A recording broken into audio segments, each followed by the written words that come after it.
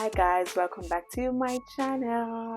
So I'm Annakay. For those of you who have listened for the first time, welcome to my channel. For those who are returning subscribers, welcome back. So from the title today, we're going to do this long-awaiting video. It's a Q&A, some questions that some of you guys have been asking me about my nursing journey. So I'm going to answer those questions today, and later on in the video, I'm also going to answer some interview nursing questions, because those are some of the other questions I do get asked quite a lot. Alright guys, so if you want to hear a bit more about interview questions and just some general nursing questions that people have for those who are migrating to the UK or already in the UK and want some questions on nursing, stay tuned.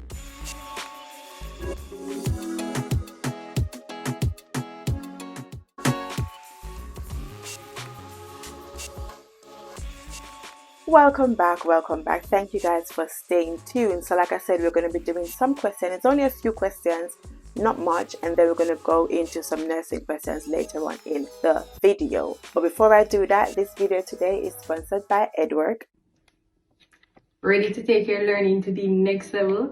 Join Edor and gain access to a network of qualified tutors who are passionate about helping you succeed. Whether you need help with homework, test prep, or subject mastery, we've got you covered. Achieve academic excellence with Edor. Sign up today and achieve your full potential. If you want help with your homework, you need help on test prep, or just subject area speciality, just subject area mastery, then Edor is your go-to. So that's edwork, that's edwork.com. You can log on and you can find out more about edwork.com. Thank you Edor for sponsoring this video. Now let's jump into our Q&As.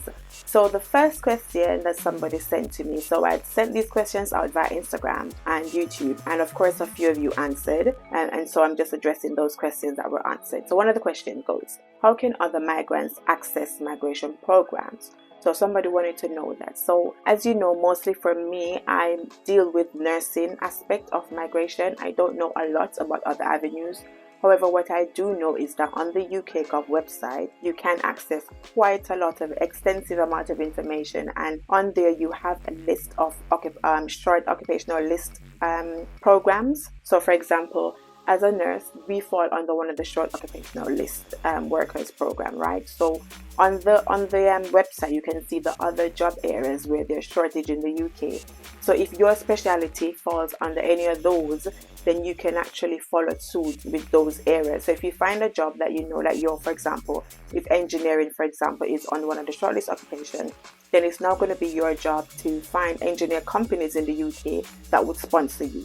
So once you they're on the shortage occupational list, then you find a company that actually does sponsorship, which means that they're already in communication with the Home Office and they're already licensed to sponsor overseas workers to migrate to the UK. Then if you find a company that does sponsoring, bingo, Bob's your uncle, and you can go ahead through that process. That's about all I know for other programs. I can't tell you a pinpoint like this agency for this or that agency for that, because mostly what I deal with is nursing. Okay, so I hope that answers your question. The other question is, do you choose the NHS or the care home, or do they assign for you? Now you can choose. So there's an option. There's a list of various NHS hospitals, like the National Healthcare Services hospitals, which are the public hospital in the UK basically, that you can apply to.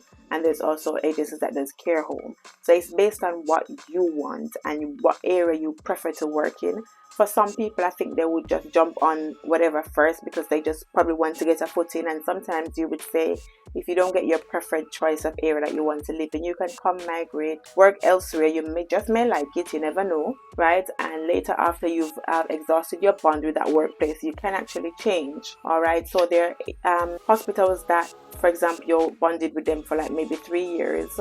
And if you leave before the 3 years, you'll have to pay them back. If you leave after the 3 years, you probably won't have to pay them back. That's all. You can actually leave, even if within 1 year of you coming here, you can actually leave to go to another hospital if you choose to. It's just the fact that are you willing to pay the money? Because obviously these companies would have paid an exhaustive amount of money to have you here. So if you choose to leave, you just need to pay them back. So once you're okay to pay them back, you can leave. Don't feel as if when you come to the UK to work as a nurse with that hospital or that care home that you're bound to them and you have to stay with them until your entire 3-5 years visa expire. You can leave, because if the work is not serving you well, or if you're getting bullied or whatever the case may be, or it's not what you thought it would be, you can leave. You just need to be aware that you will need to pay them back. So yes, you can choose. I hope I did answer that question. You can choose. For example, when I was coming, the agency that I came, which is the one that I work with in Radas, they'd asked me which area do I prefer to work. So I told them not far from London, but not in London. Do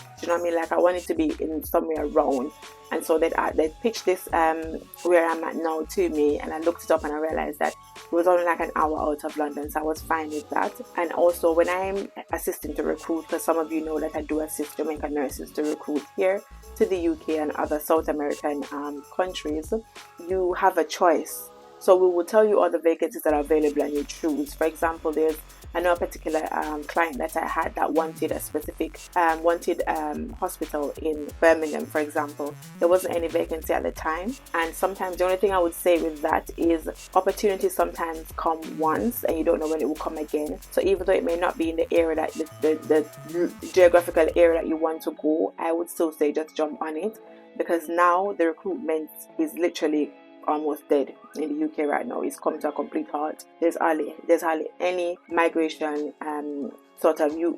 migrating nursing skilled workers thingy going on right now because of all these new rules. Do you understand? So just on a background, I'm diverting a little bit, but there are some new laws that are passing now, April this 2024. And whereas the skilled workers visa, the minimum wages for these employers, the pay will increase.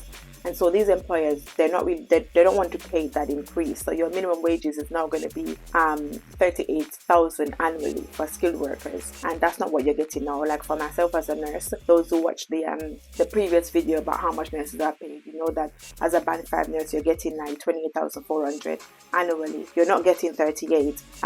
So even the nurses in London, because London wages are obviously more, they're not getting 38 at the moment. Now under the new law, nurses that are coming in now, the employers would need to pay them minimum 38,000 annually. So for that reason, I think some of the employers now have decided to stop employing, because they don't want to pay that. They will have to. They can't pay you what they're paying us.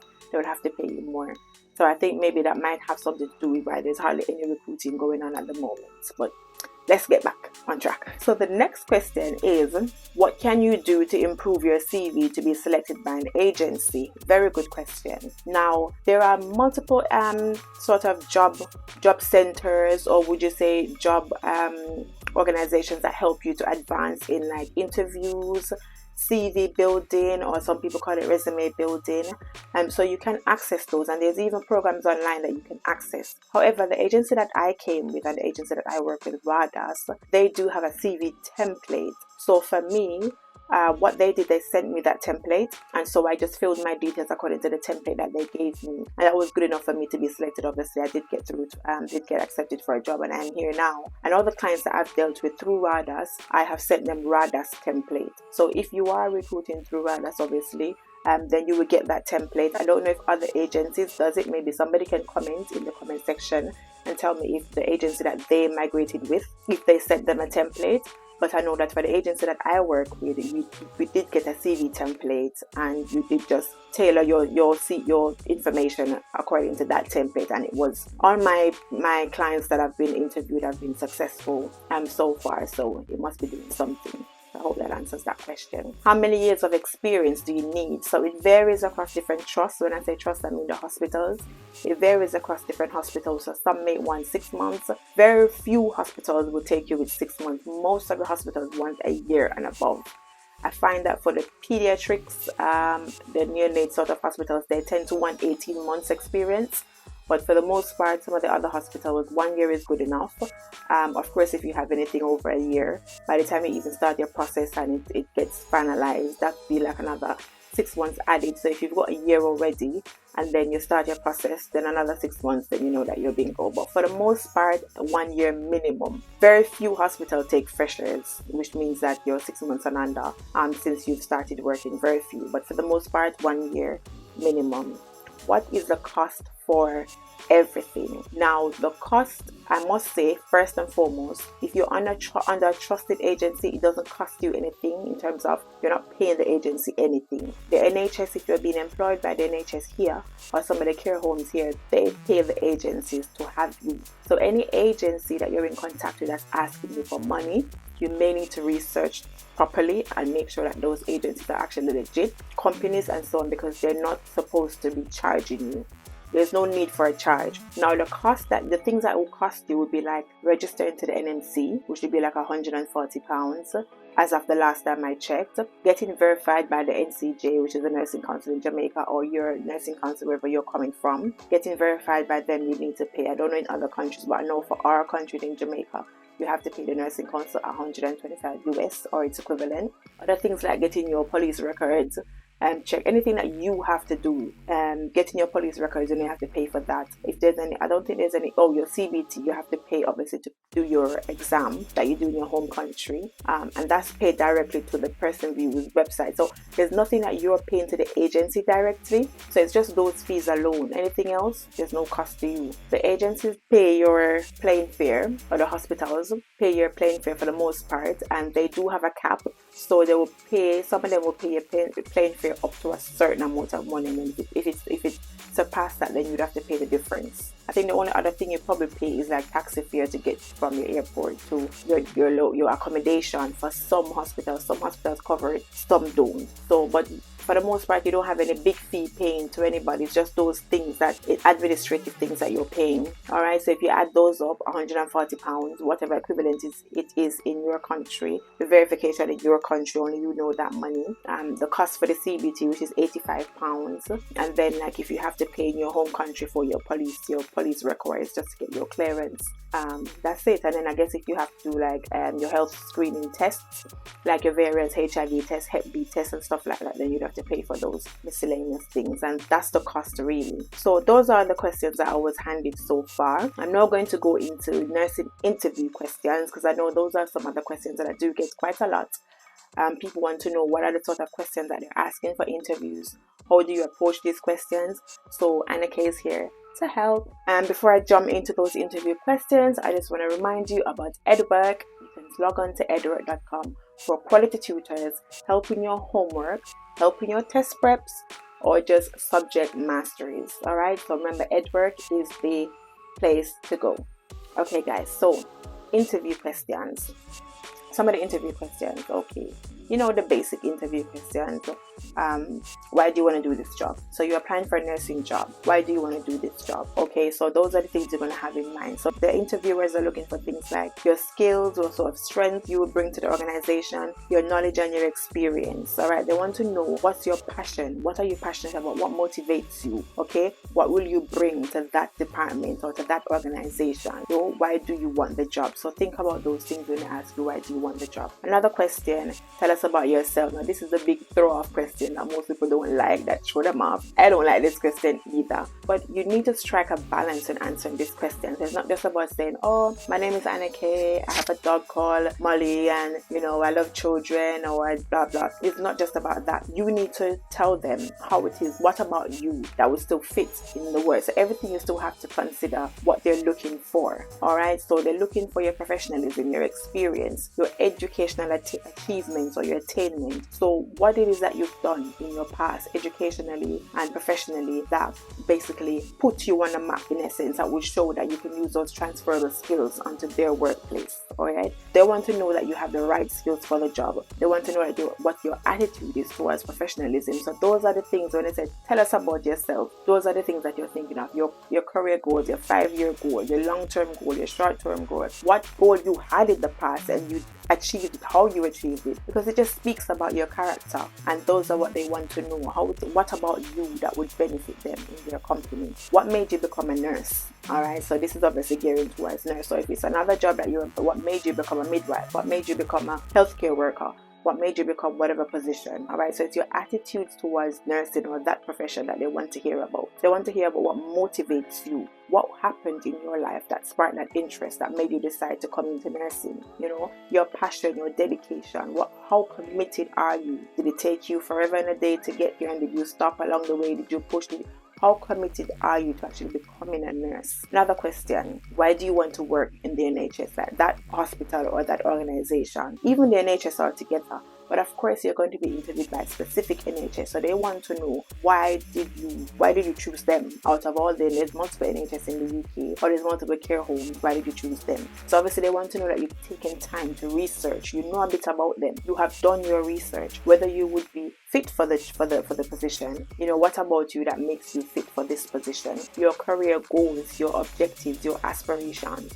Because of course, when you go into a workplace, you don't just go in to just sit in one place. This one thing with this place, guys, you know, when like Jamaica, like you're not going to be stagnant if you don't want to be stagnant in a place. And you find that employers like to hear that you want to develop professionally, because those are the people they want. They don't want someone to come and sit down and you're just a band 5 nurse from your start from 2000 and it's now 2024 and you're still a band 5. They want to know, you know, even if you are a band 5 but you're a specialist in some area, there's so many things that you can go into. There's so many specialist fields in the NHS and even just working in the UK itself, that they want to know how can they development are you yearning for, and how can they also help you to develop and to reach those goals. Because one thing with these workplaces and these managers, they work with you so that you can achieve your goals. Now, why they not hold it down? Unless you choose fit, if you just stay down.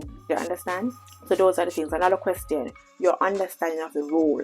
So your understanding of the role of a nurse. Obviously, your experience would come in here because you would of course been a nurse already while you're applying, or you just came out of nursing school, so you would have had, you know, like workplace placements in the hospitals, in the care homes, in the different settings as a nursing student, or, you know, as your previous nursing experience. So you know what the role entails. So just speak to them about that. And when you're speaking to them about that, use your experience. So don't just use like textbook knowledge or something that you've only researched and you're reading about it, but put yourself in a situation. There was a time when this, there was a time when that, you know, apply yourself to the scenario, right? Apply your own nursing experience to the scenario. And that's what they want. They want to know about your goals. And it says that they want to be aware basically of your challenges and your limitations. So when you start telling them about what your experiences are and what you've done, maybe things that came up through those things, they want to know what your challenges, your limitations, because again, these people also want to help you. Of course, you're not going to make it out like you're wiki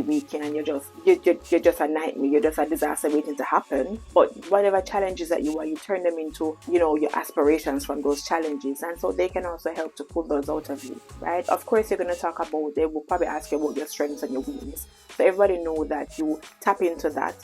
And you don't just leave your weakness as just is and you're not doing anything about it. So whatever you do, whatever you choose as your weakness to tell them, you find ways that you are trying to overcome that weakness, right? Some people say turn your weakness into a strength. Okay, there's other school of thoughts about that, that's fine. But then if not turning your weakness into a strength, making a solution for your weakness, tell them how it is that you're working towards that weakness, right? Then there's also areas where they basically do scenarios, like you might be asked things about, you know, you working, what would you do in certain events, or they give you a scenario of certain illnesses, disease, how would you manage it, your own nursing management. So some of the scenarios, what would you do if a patient told you that they've been abused?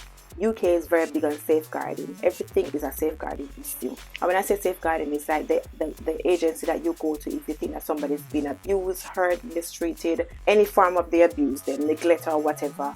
It can either be from home or even here in the organization. You raise that safeguarding. So it's what you do if somebody told you that they've been abused. You're not going to sit down on the information. You have to do something about it. So think about those things. What would you do if you're asked to do something that you're not trained to do? No, we know that, especially as a nurse in Jamaica, even from nursing student, as a student, you're doing things that you're not qualified to do as yet, but under the banner of a nursing student, you can do those things. Now, when you come to work in the UK, some of us, when we just start, of course, we come out of ASCII and we come on the ward, there's things that you have to be signed off for. So even though you was a nurse in your home country, you was a nurse in Jamaica or whatever country that you're coming from, and you land on the ward, not because you was a nurse there, if there's a criteria that you have to be signed off for, you cannot do that thing until you're signed off. So if they ask you what would you do if if one of the senior colleagues ask you to do something that you're not trained to do, the answer is you just respectfully answer them in a nice way, or whatnot. Just say to them that you're not comfortable to do this as yet, as you're not signed off, or something along that line. But anything that you're not signed off to do, don't do it, because if you do it and you get yourself in trouble, nobody's going to back you, because technically you should have known, right? And then no good deed go unpunished. Mr. Bedford always tell me that in nursing school, no good deeds go unpunished. So basically you don't do anything that you're not trained or signed off for. I know you think that you're helping, but at the end of the day, if something happens, nobody will see it that way, that you're just trying to help. What would you do if you notice that a drug's gone missing from a unit, right? So what would you do in that aspect? There's escalation. There's people that you escalate things to. There's the nurse in charge or the sister in charge. It's the pharmacy department. You know, you wouldn't just do like these things. You know, it's not just about informing or whatever, but you don't just allow things like this to slide, because it's about patient safety as well. So you have to think about patient safety and also safety of your colleagues around you. So those are some of the scenarios that they can ask you. What do you do if you witness a drug error? That's another scenario again. You're not going to brush it under the carpet, because according to NMC's policies and guidelines and your PIN, your registration, you are obligated to actually speak on that error. You can't just see a drug error and let it slide, because it now becomes that you're basically like an accomplice in it. So it's just those sort of things, and those are some of the scenarios. And then other scenarios would be like actual disease scenarios, like an asthma, sepsis, you know, anything like that, oxygen requirement, what you would do. But as a nurse, you would have the knowledge and understanding of what you would do. And when you're explaining what you would do with that, don't, like I said, don't make it general. If you've had an experience with something like that, use your experience. You know, use your experience and say, in an instant that this happened before I did this, so and so and so. Make yourself into the job. Use your experience, right? So those are some of the scenarios, and then just the basic interview questions that everybody asks you. Sometimes you find that they tell them about yourself is like the first thing and a throw off, because people get really put off with a question like that. So be prepared. The best thing to do for an interview is to prepare yourself. If you fail to prepare, if you fail to prepare to fail, right? So prepare, do your research your company, research the nursing itself, the background, the NMC codes, the 6 C's, right? Make sure you know the 6 C's of the NMC's code and those things, and you are well on your way. So I hope that I have answered the questions that you've asked. I hope I've answered them in the way that you want, or, you know, I answered them basically.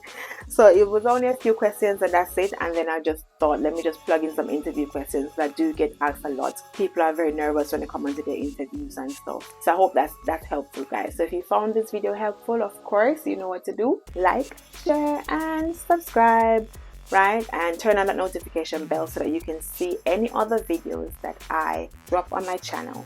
So thanks again for watching, guys. It's been my pleasure to have you guys on board, and even anything else that you want to know, you can drop it in the comment below. All right, you can ask me whatever question and I'll try to address it. Sometimes I know I'm slower on producing the videos, but it will come eventually. All right, guys, so until another video, God bless you all, stay safe and stay tuned to more. Bye.